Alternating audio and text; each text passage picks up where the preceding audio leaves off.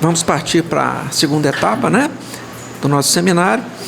Como nós dissemos, houveram muitas objeções, né, questionamentos a Pietro Baldi, e esse capítulo agora é um dos que se dedica a esclarecer esses questionamentos que houveram, né, a Pietro Baldi na ocasião da edição desse livro. Então, para isso, vamos convidar o Roner para ministrar a nossa terceira palestra.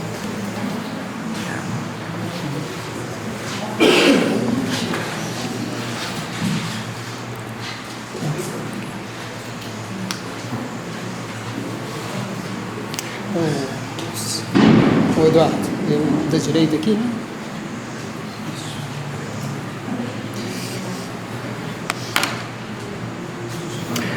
Bem, boa tarde a todos.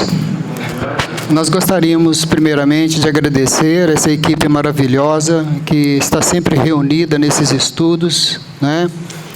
De modo especial, a confiança do Dr. Eduardo.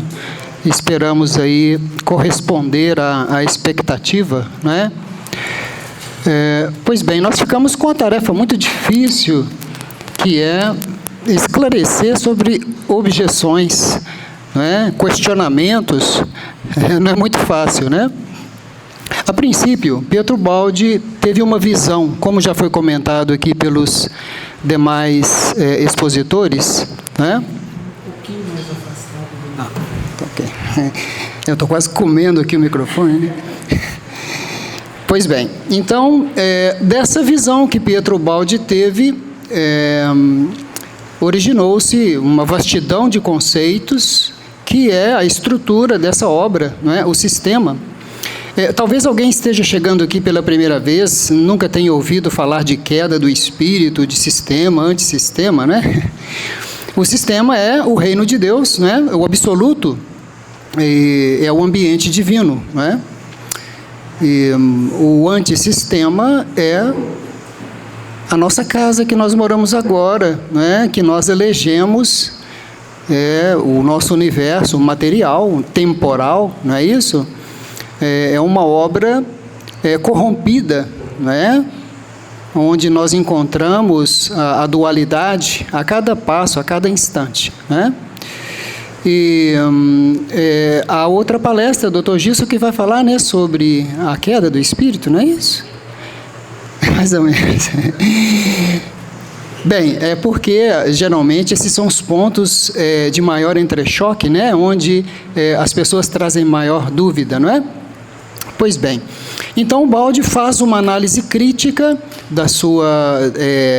desses conceitos, né, que advieram da sua visão, e, desse modo, ele procura resolver essas pendências que foram mencionadas aí anteriormente, né? Esclarecer dúvidas. Então, ele mesmo se propõe a fazer algumas questões e pede a outras pessoas que também façam questionamentos, ele toma nota, e esse capítulo de hoje ele propõe estudar, né? As pessoas geralmente têm dúvidas sobre esses temas da obra de Ubaldi, porque muitas delas trazem os seus pontos de vista alicerçados nas suas religiões, nas suas filosofias, e ao lerem Pietro Baldi costumam querer fazer um enquadramento dos conceitos de Ubaldi no seu contexto religioso ou filosófico, e quando na verdade esses enquadramentos não é a proposta é você abrir a mente e, sobretudo, o coração para uma revelação. Pietro Baldi está nos trazendo uma revelação. É claro que a teoria da queda não é algo recente, é claro que não, mas o modo como o Pietro Baldi traz para nós é que vale a pena conhecer na sua profundidade, né? Então, essa visão também é preciso considerar que esses assuntos, eles não eram claramente estudados em épocas mais recuadas, né? O contexto religioso ficava a cargo dos teólogos, esse assunto era proibido, né? E o Baldi também nos fala que a sua obra somente seria compreendida no futuro, devido à maturidade espiritual, né? Que se requer. Portanto, se nós que estamos aqui, se nós compreendermos esse pensamento luminoso, nós estaremos certamente antecipando passos evolutivos, né? Já que ela é uma obra para o futuro, se hoje nós a compreendermos e conseguirmos aplicar na nossa vida, estaremos antecipando, sem dúvida, né? Bem, nós vamos então ver o primeiro dilema, que foi... Não está querendo passar não, Eduardo? Pode passar para mim, por favor? Esse é o primeiro dilema. Tá. Vejamos. É um fato inquestionável a existência do mal, da dor, etc. Ou seja, existe no seio da obra de Deus uma força contrária, sua inimiga. Se tão grande mal derivou de Deus, seu é o defeito e, portanto, não é perfeito. É injusto e culpado de tantos males.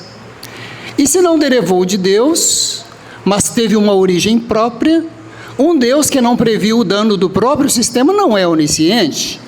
E um Deus incapaz de livrar-se do mal não é onipotente. Que desafio, hein? Parece que foi uma questão de um ser bem intelectualizado, né, que tentou fechar todas as questões, e ele começa a partir da existência do mal e da dor, ele coloca a culpa disso tudo em Deus, querendo demolir os seus primeiros atributos, as suas primeiras qualidades, que são perfeição, onisciência e onipotência, não é? O que é interessante é que ele não cita nada a respeito da justiça de Deus, que é um atributo excelente, né? É melhor omitir, porque, de certo modo, se evade ocultamente das próprias culpas, né? Então é melhor ficar calado e não entrar nesse assunto de justiça divina, né? E também é da mentalidade egocêntrica do homem atribuir a culpa ao outro e jamais em si mesmo, né? É muito fácil, né? O homem situado no relativo tenta julgar Deus e o absoluto, né? Mas foi muito bem montado. Vamos tentar então destrinçar esses pontos, né? Partindo aí então desse primeiro, que é a perfeição, não é isso? Pois bem, o nosso universo, ele não é a criação original realizada por Deus. Já chegamos a essa conclusão. Porque das mãos de um Criador perfeito, só pode sair uma obra perfeita, né? Nós vemos o nosso universo, que começa no caos, feito de matéria, né? E um transformismo fenomênico. A evolução segue dessas bases caóticas para um ordenamento, para se alcançar a vida, e da vida a consciência, ou o espírito, né? Então nós vemos uma ascensão, mas é preciso considerar que esse é apenas um semiciclo, como o Tales falou aí muito bem. Esse é apenas um semiciclo. É preciso que haja um outro que o complemente, porque tudo tem dois lados no nosso universo. Então é preciso compreender que há um outro semiciclo, onde estão essas causas que o complementa, que tem a sua origem. É o semiciclo do desmoronamento do sistema, né? No entanto, Deus permanece como sendo o Senhor de tudo, tanto do sistema quanto do antissistema. Assim como o nosso corpo, quando adoece, nós não o abandonamos. Alguém faz isso aí? Não, você vai cuidar do tratamento, não é isso? Pois bem, nós não abandonamos o nosso organismo quando adoece. O sistema adoeceu, né? E o divino permanece Senhor também dessa fração corrompida para curá-la. Então, o processo evolutivo é o processo da cura, que está acontecendo, da reordenação. Ele vai do caos ao espírito. Então é preciso admitir que do espírito houve uma origem que levou ao caos. Esse é o desmoronamento, não é? Do sistema, por assim dizer. Tá certo? Portanto, quando se compreende isso, você já começa a entender a perfeição de Deus, porque ela está implícita. Né? O sistema ele era tão perfeito que ele poderia desmoronar sem dano definitivo. Ele saberia se curar, porque o divino permaneceria, não é? Nessa obra doente para curá-la, para restaurá-la. Seria uma via mais difícil de se alcançar a completa perfeição da criação efetuada por Deus, mas essa foi a opção que nós, os seres falidos, optamos. O ser era livre, né? E ele, essa liberdade é um dos primeiros atributos da criação operada por Deus, da criação original. Então, a perfeição do sistema, ela consiste nessa capacidade de curar-se, de reparar os danos havidos na plena liberdade dos seres criados. Então, Deus não podia violar a liberdade dos seres, porque senão ele estaria traindo a si mesmo. Nós vamos comentar isso aí no próximo tópico, né, que é o da onipotência, né? Mas vamos por etapas, não é? Então, não existe contradição entre a perfeição do sistema e a imperfeição do nosso universo, né? Tá ok?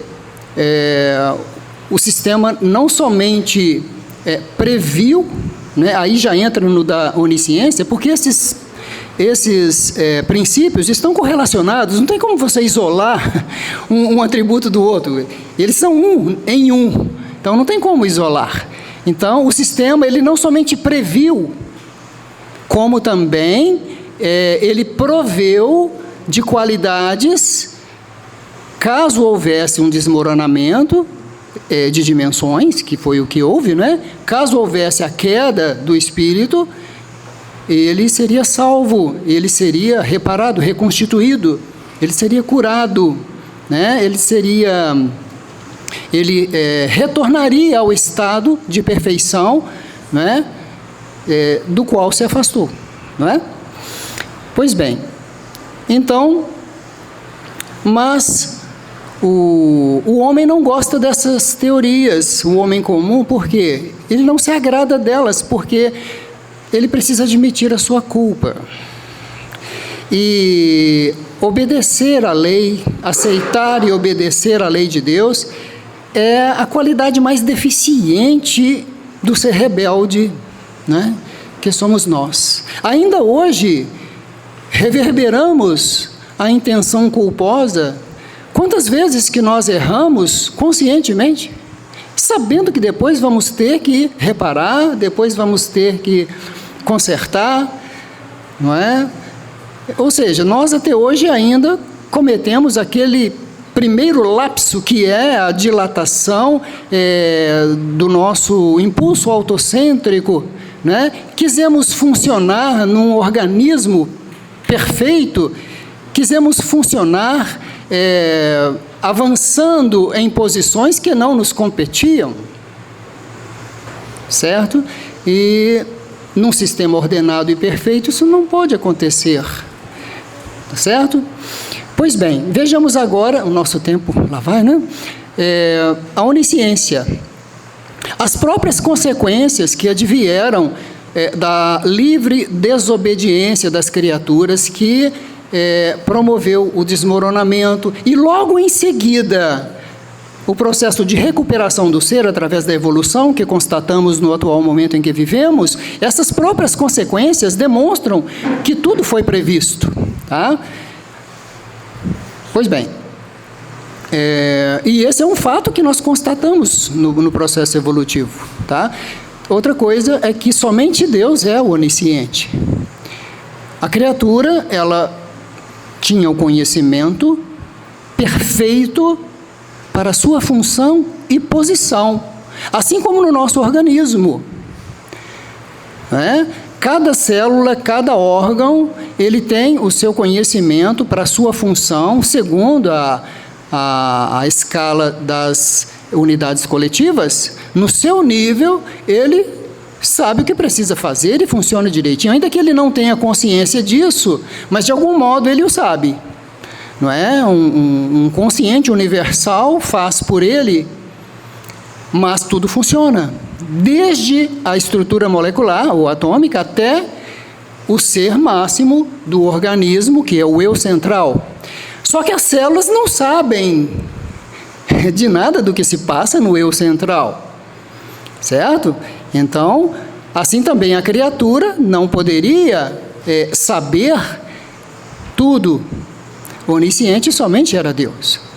Mas, na sua posição, ela era perfeita e tinha o seu conhecimento ajustado para isso. Ok? Então, sobre a onisciência, também vimos. Agora, sobre a onipotência. Deus é o ser onipotente e Deus é. Não é? Ele tudo pode, é lei. Né? Um dos conceitos mais interessantes é esse, conceito de Deus como lei.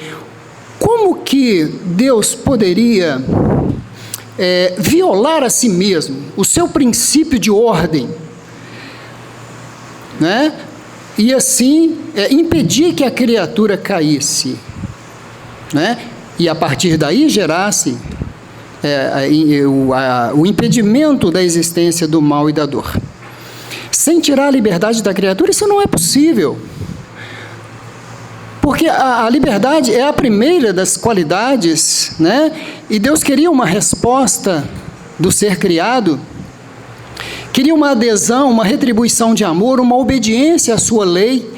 Então havia uma prova e Deus queria espontaneamente a adesão do ser. Se a criatura tivesse um conhecimento total, anularia a prova de obediência, a prova de retribuição amorosa, né?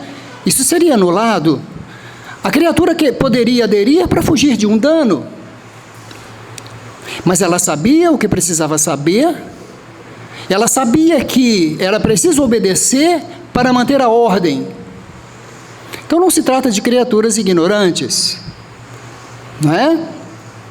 Então o ser, ele sabia o quanto precisava, assim como cada célula e órgão do nosso organismo sabe o quanto precisa para desempenhar a sua função. O sistema era hierarquizado, como nós vimos aqui na palestra do Dr. Eduardo, né? Era um organismo. Então, nós copiamos, aqui no nosso universo caído, né? Pelo princípio de tipo único que se repete em todas as alturas e dimensões, nós copiamos, aqui no pequeno, o máximo. Então, se aqui é um organismo pequeno, no homem, por exemplo, o sistema é um organismo pleno e absoluto, todo. E não pode haver oposição da criatura para com o Criador. A criatura deveria, sim, prestar um preito de gratidão por ter sido criada e não se opor à ordem do sistema. Não sei se vocês estão entendendo isso, né? Talvez quem ainda não ouviu esses conceitos, né? Então, havia uma zona do desconhecido em que a criatura deveria prestar obediência. Já que ela não sabia tudo e nem poderia saber, ela precisava obedecer. Naqueles pontos, principalmente, em que ela não conhecia. E, no entanto, querendo expandir esse eu autocêntrico, querendo funcionar como centro, o ser se esbarrou nos limites da lei e houve a sua derrocada espiritual, se contraindo até na matéria, não é? Lá no Livro dos Espíritos nos fala que do átomo ao arcanjo, que começou por ser átomo, não é? No Livro dos Espíritos, não sei se é a pergunta 610, 540. Isso aí. Então, lá nós temos essa confirmação, não é?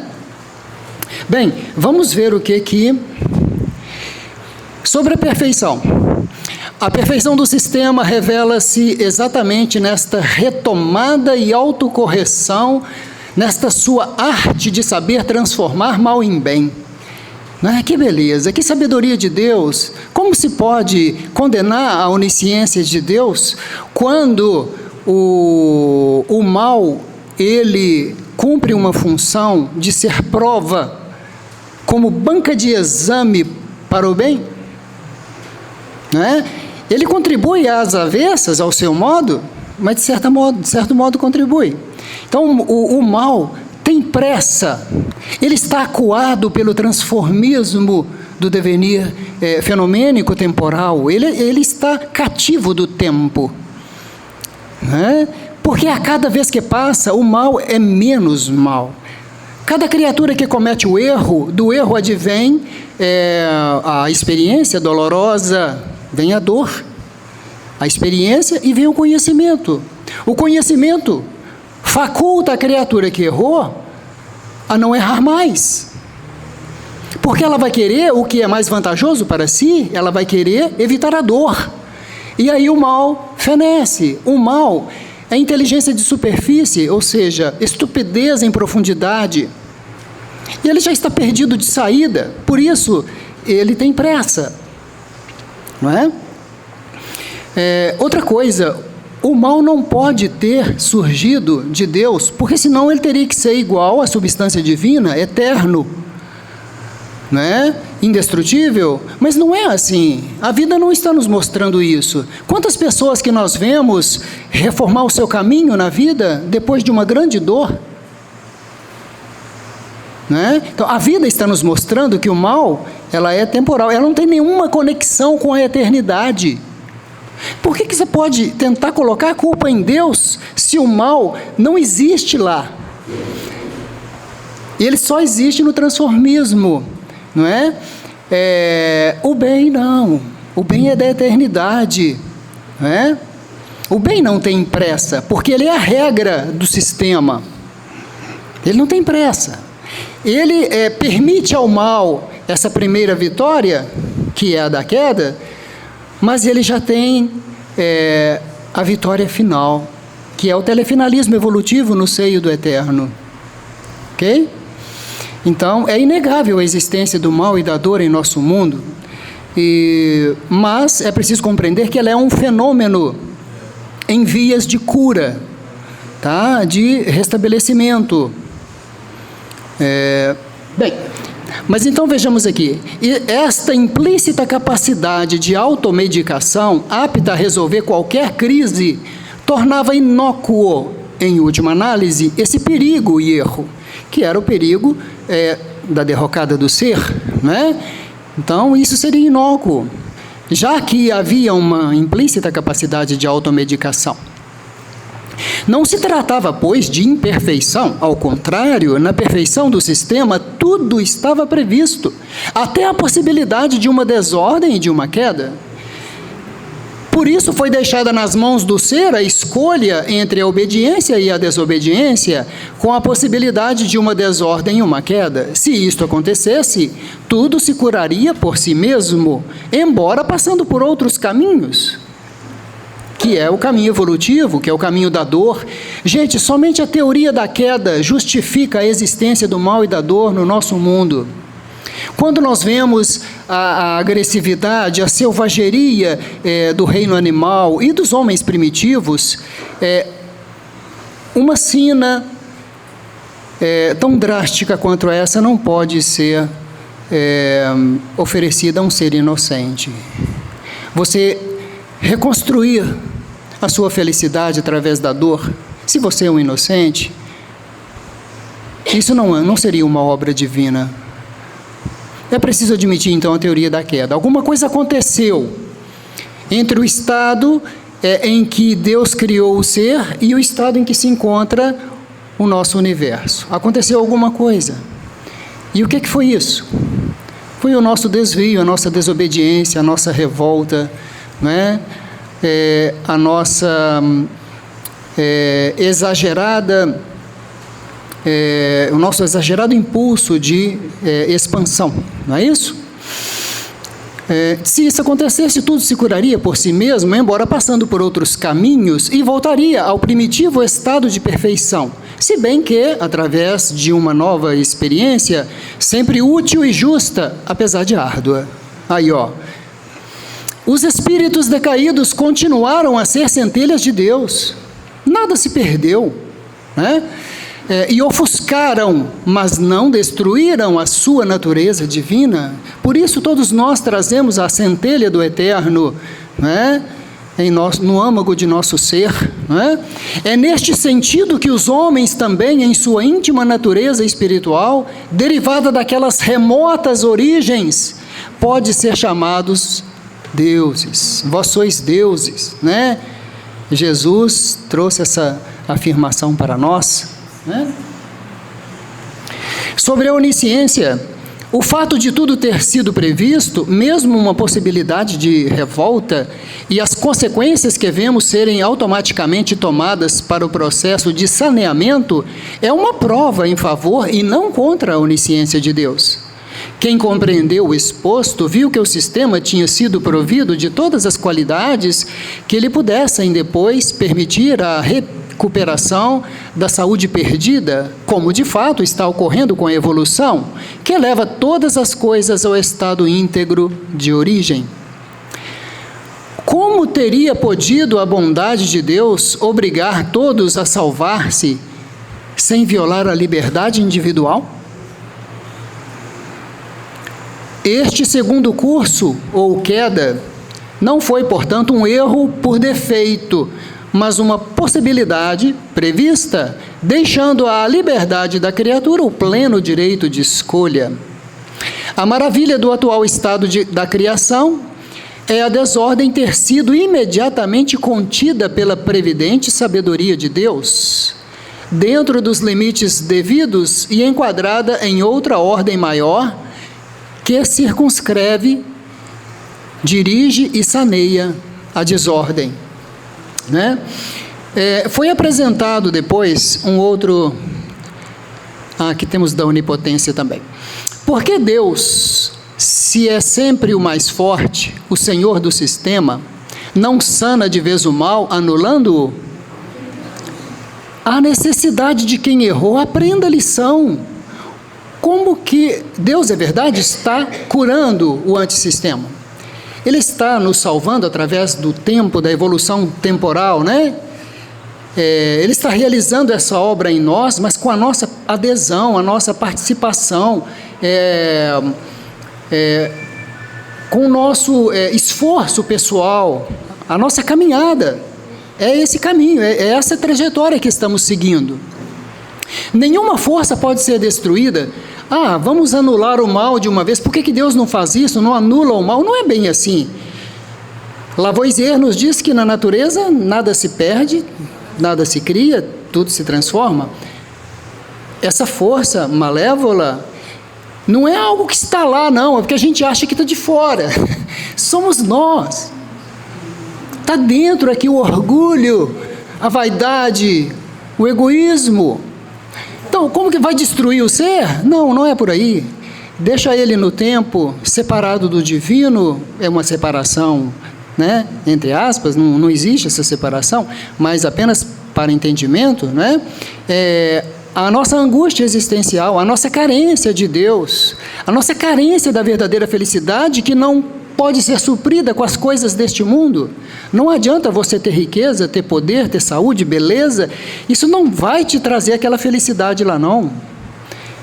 Né? Existem seres que têm tudo isso que nós falamos aqui no mundo e acabam antecipando a sua partida desse mundo de desgosto, porque está faltando alguma coisa e não consegue encontrar o que é.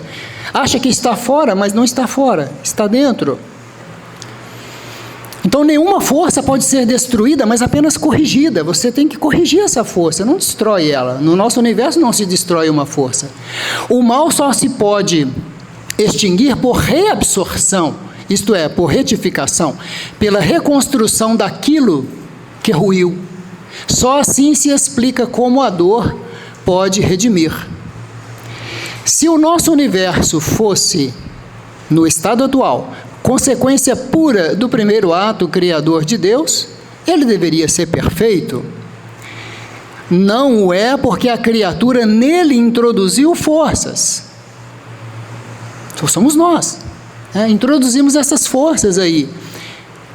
É da lógica, justiça e equilíbrio do sistema que a correção seja operada nas próprias criaturas. Então, aquele que propôs o dilema, jogando a culpa em Deus, ele está tirando o corpo fora, somos nós. É justo que o labor da reconstrução lhes caiba, como delas foi a revolta à ordem. Certo? O nosso tempo aí tá acabando, hein? Pode me falar aí. Interessante que Deus havia advertido a criatura, né? Mas da árvore do conhecimento do bem e do mal, dessa não comerás, porque no dia em que dela comeres, certamente morrerás. Em Romanos 3,10, como está escrito, não há justo, nem sequer um. Todos se extraviaram, juntamente se fizeram inúteis. Ele não está falando isso com a gente não, está mesmo? Não há quem faça o bem, não há nenhum só. Ele está falando para nós. Somos nós que nos extraviamos, né? Então, nenhum. Lá no sistema, nós sabemos que o infinito fez a opção por permanecer no sistema. E nós, o outro infinito, optamos por essa via dolorosa, que é o processo evolutivo.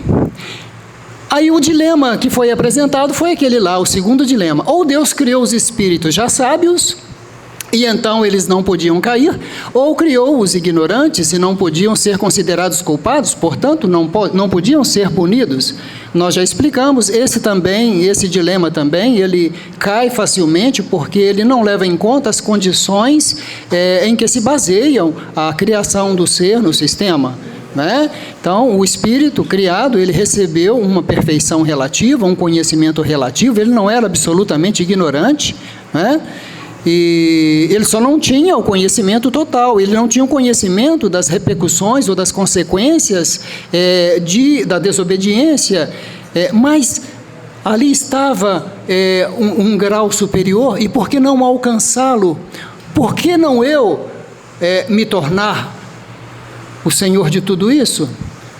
Aí entra a soberba, isso foi chamado de orgulho, soberba, né? Que é esse impulso autocêntrico, esse exagero, e até hoje nós o repetimos. Então, esse dilema também cai por terra, e vamos para um desenhozinho interessante que trouxemos para vocês. Não se assustem, tá? No primeiro ciclo do conhecimento, o segundo é o ciclo da obediência, e o terceiro é o ciclo da felicidade. Ação negativa, liberdade nas causas, determinismo negativo nos efeitos. Não tem como. O princípio de ordem, ele segue a mesma natureza. Se a natureza da causa é negativa, o efeito ou a consequência também será. Não é?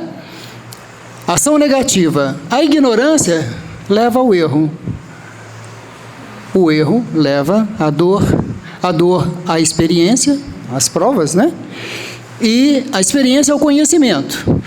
O conhecimento te dá uma base para você, ou seja, você agora não vai errar porque não sabe.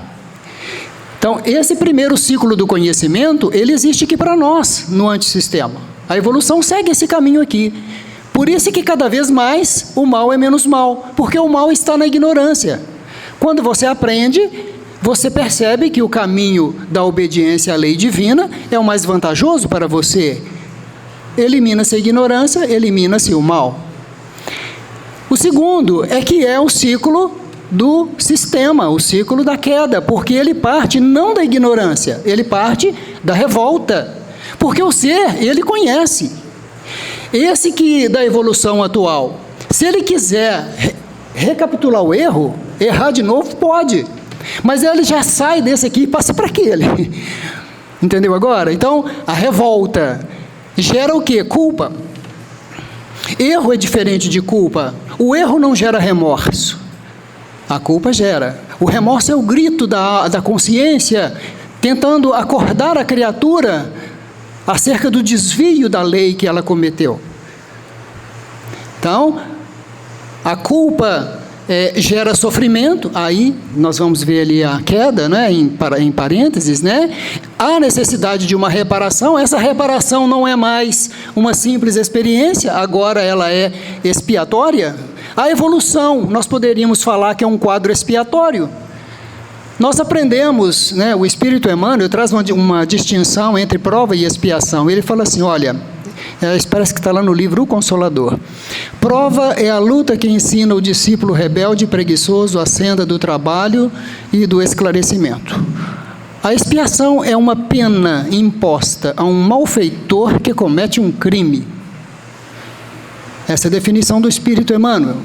Pena imposta. Os seres em expiação não têm escolha. A evolução, ela está nos limitando num processo expiatório. Ou não? Você tem liberdade plena? Não tem. Você acha que tem? Pode até achar que tem, mas não tem. Nós estamos num circuito expiatório, por assim dizer, né? Então, ou seja, eu quero voltar para o sistema agora. Tudo bem, mas não vai ser assim, né? Tem o tempo, a túnica nupcial, quem falou aí da túnica nupcial foi o Tales, né? Você tem que reconstruí-la, porque ela está maculada por uma crosta de energia e uma densa de matéria. Tem que ir quebrando esses revestimentos do espírito que impossibilitam fazer a sua luz brilhar, né? Então, a evolução é um processo de desmaterialização dos revestimentos, dos envoltórios do ser, não é? É um revelar do que há em potência no ser. A evolução é isso. É uma jornada interior. Não é um acréscimo de algo que vem de fora para dentro, mas é um revelar de potências ocultas. É um revelar de essência. E essa essência não se revela absolutamente aqui no âmago, no centro da matéria. Não é por aqui que ela vai se dar, não é? Porque os envoltórios impedem essa luz de brilhar na sua potência, não é? Então, ação negativa, liberdade nas causas, determinismo negativo nos efeitos. Liberdade e determinismo, né? O Criador nos educa muito bem. Liberdade nas causas, determinismo nos efeitos. E isso é ininterrupto na nossa vida. Um fluxo incessante. Nesse exato momento, você é livre diante da circunstância da vida que se te apresenta. No entanto, você é livre para decidir agora, mas você já está causando. Se você pode passar pelo que a vida te apresenta conforme a lei ou contrariamente à lei, e você está causando. Como você passa pelo efeito, é causa. Então, o fluxo, ou a chamada concatenação causal, causa, efeito, causa, é ininterrupto. Nesse exato momento, você está diante de um efeito e causando novamente. Né? Ciclo da felicidade. Esse aqui, deixa eu ir para lá. Ação positiva, liberdade nas causas, determinismo positivo nos efeitos. Tanto que ele é até meio branquinho, vocês viram lá? Ele não é escurinho de cá, não. O conhecimento e obediência. E ele já tem os dois. Ele conhece e obedece. É o comportamento da ovelha que Cristo simboliza para nós. Cristo enfatizou a obediência e a aceitação. Ele que poderia ter abandonado tudo aquilo ali, ele aceitou e obedeceu, como estava previsto que ele devia passar, né? Conhecimento e obediência. Dever. Eu não sei qual é a vontade de Deus para mim. É o seu dever, tá? Vontade de Deus. Seus deveres, e são muitos os deveres, né?